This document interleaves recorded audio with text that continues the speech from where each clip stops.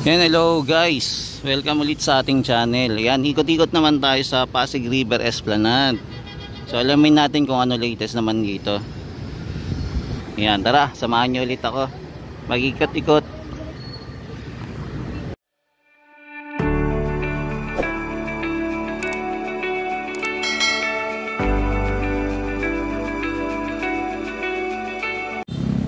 Yan, ito po yung view pag nandito po tayo sa Binondo Intramuros Bridge.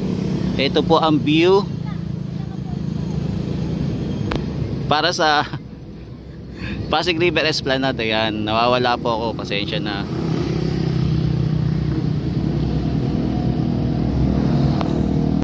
Yan, ngayong araw po ay October 29, 2024. Ayan, so mapapansin natin guys, inopen na pala dito yung hagdanan, no? Wala nang harang. So inaalaw na po yung mga kababayan natin mag-akyat panaog dito sa Binondo Intramuros Bridgeway.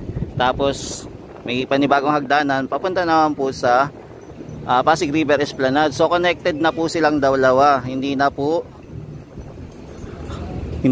at wala na pong harang. Ayan. So pwede na mamasyal. So wala na pong pasaway. Pwede na umikot-ikot dito sa Pasig River Esplanade. Yan, so ito pong hagdanan na to hindi pa rin po naayos. Yan, kailan kaya ito ayusin?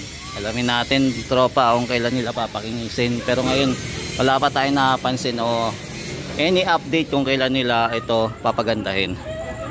Lalo na itong center.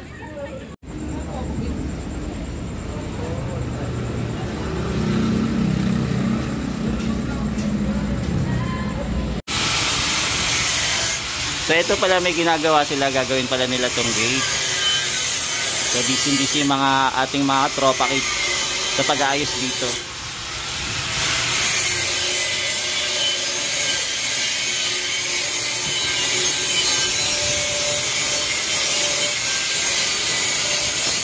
So ito yung mga latest update dito.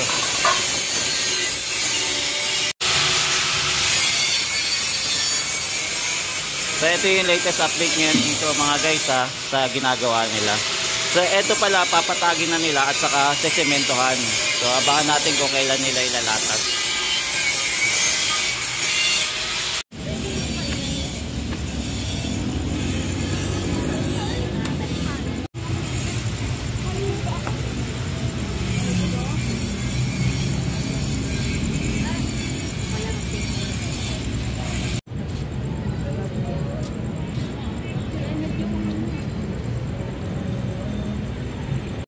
Yan, lakad-lakad mga tayo guys. Ang daming kumakain pala dito, no?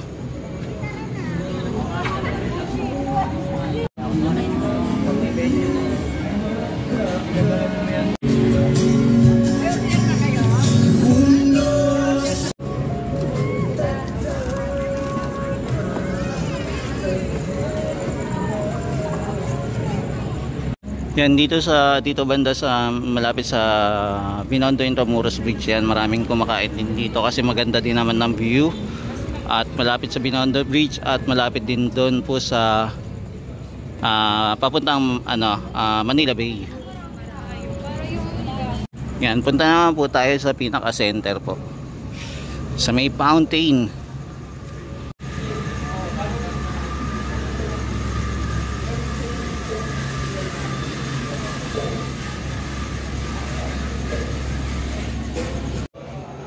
Yan, silip lang po tayo sa CR ng panlalaki.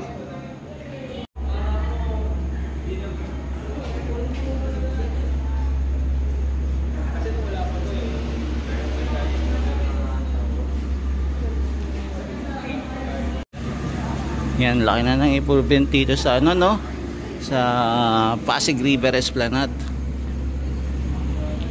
Ayan, yung mga CR dito halos, ayan, parehas pong binuksan. Kagahapon sarado po pero ngayon binuksan. Ang hindi na lang po na-open yung aircon na lang.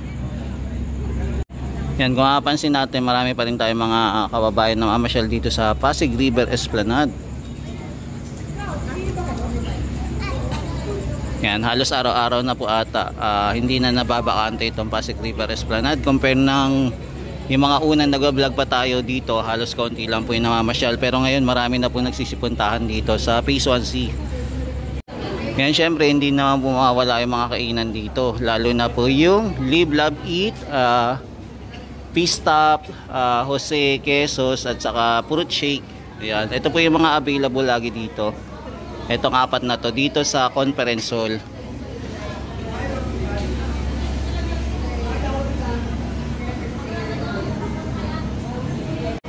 Kaya napansin natin kahit Martes po, marami na din po nakamasyal dito, at lalo na nalalapit na po yung holiday. Mahaba-haba po yung holiday ngayon ha.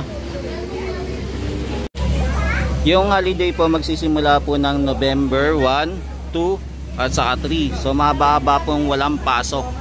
So kaya ma-enjoy natin mga tropa kids yung mahabang holiday sa darating na November. Yan, kaya enjoy muna tayo mamasyal at mag-vlog sa araw na yun.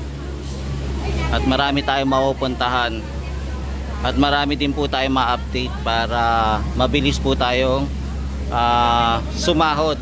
Yan, sa pag-ikot-ikot po.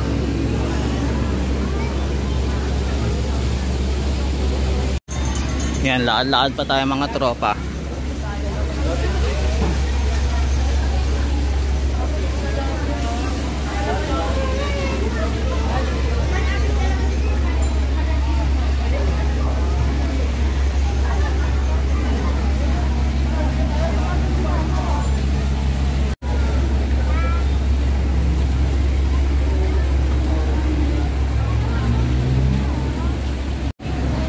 Yan no, grabe, ganito na pala kasikat yung Pasig River Esplanade no, na dati napakakonti ng tao, pero ngayon unti-unti nang pinapasyalan ng ating mga kababayan. Yan, kahit dito yung mga pagkain halos lagi na pong pinapasyalan din, dami na pong kumakain dito. Yan, kung makapansin natin halos puno na po yung mga kumakain dito, mabentang mabenta po. Tapos pinipilaan na rin itong Brew Point at saka Dumpling Sizzling.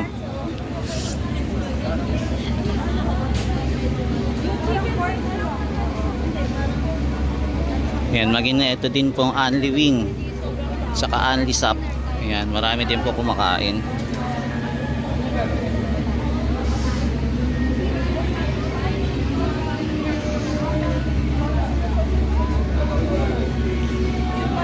Yan, bukas po ngayon pala yung time. Operate na naman. Yan, hindi talaga mawawala sa ating mga kababayan na magpa-picture-picture dito bago umuwi. Meron at meron talaga tayo makikita. Yan, ito lagi nakikita natin si Kuyo, nagbabasa. Hindi ko alam kung para sa inyo binabasa niya.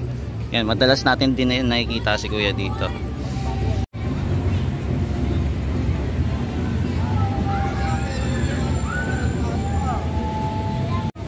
Yan, bago po tayo pumunta sa kabila, silip muna tayo dito sa roof deck o view deck. Yan, so ito na. Ito naman yung sa view deck sa taas. So silip lang naman tayo. Tingnan natin kung ano meron dito.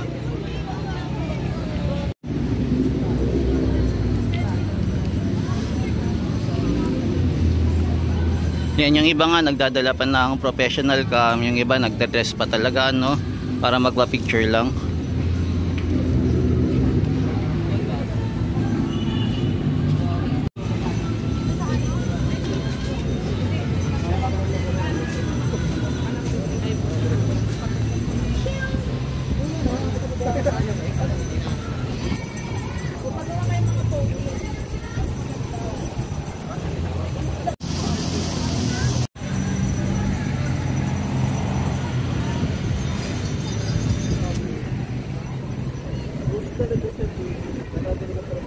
Yan, kung mapapansin din natin marami din yan natambay dito. Yan, mahangin na talaga dito sa area no. Sarap na magpahangin. Yan, isa sa napansin ko ngayon sa paglalakad, wala na pala yung mga drum dito. Mukhang tinanggal muna. Yung nakaraan lagi kong binabanggit yung drum, pero ngayon tinanggal muna. kailan kaya nila ibabalik yun. Yan, busy sila sa paglilinis dito.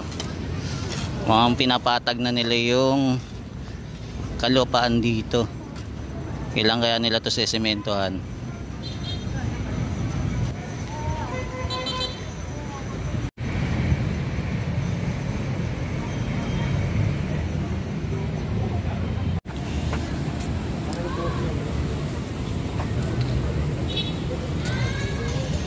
Yan mga tropa, ngayon wala napansin na meron pala dito marker, oh. Para saan kaya itong marker na to? Yan, oh. Dami niyan. Hanggang doon sa may Brandillas banda. Yan yung marker. Yan, kung may idea kayo, pa-comment na lang po mga tropa hits. Yan, may spotted na naman tayong foreigner, oh.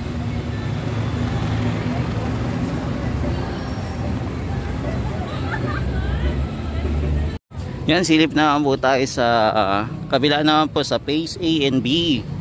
So tara, samahan nyo ako guys, ha. Yan, doon naman tayo punta sa kabila. Yan, no. Ganda ng panahon ngayon, no. Saktong alon lang.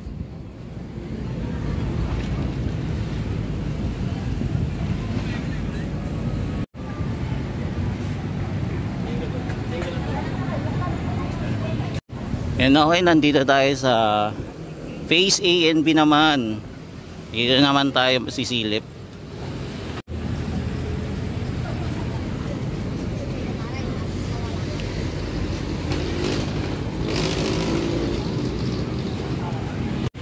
Yan, so nandito na tayo guys. Yan, dito naman tayo tatambay.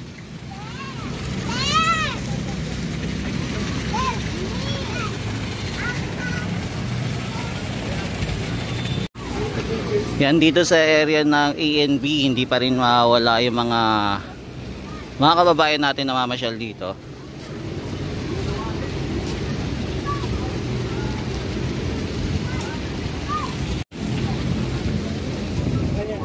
Parang ito na siguro yung number 1 tourist spot dito, no, sa Maynila, yung Pasig River Esplanade. Yan, may napansin din tayong nagpipictorial ngayon. Yan, hindi talaga mawala yung pictorial dito. Laging meron at meron.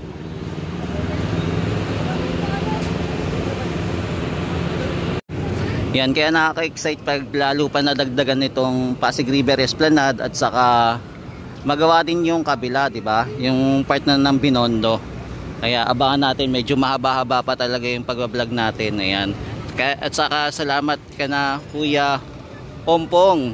Ayan, pagbibigyan tayo. Ayan, shoutout din kay Kuya Ompong. Ayan, sa nakausap nating head ng construction. Siya nagpa-facilitate dito. Ayan, nakausap natin kaganina. Salamat at nakakwentuhan natin siya. At nagkaroon na naman tayo ng panibagong idea kung saan yung next project. Ayan, yung Mexico Plaza pala medyo madugo-dugo kasi hihingi pa pala yun ng permit sa Embassy ng Mexico dahil doon sa parang yung bato na nakalatag doon. Hihingi nila ng permit kasi iurong pala nila yon, babaguhin yung position. Yan, so guys, ito muna yung latest update natin dito sa Pasig River Esplanade. Balik na lang tayo sa bukas po. Ayan, vlog po ulit tayo dito.